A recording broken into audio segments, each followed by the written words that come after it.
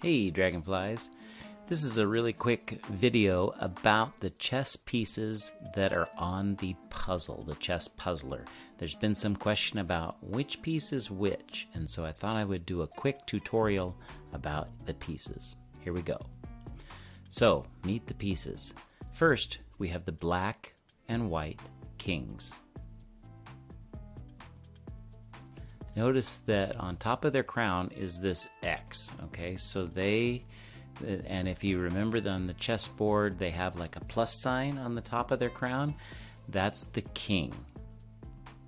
Now take a look at the black and white queens. Notice their crowns are different. They're spiky. So the king has the X on top and the queen has some spikes.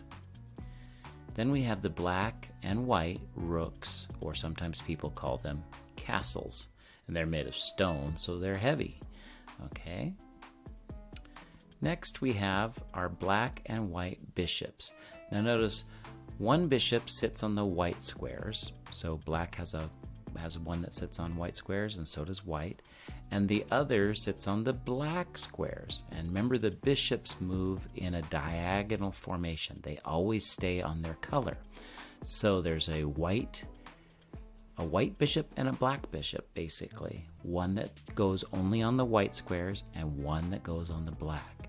So then there are the black and white knights, or sometimes people call them horses.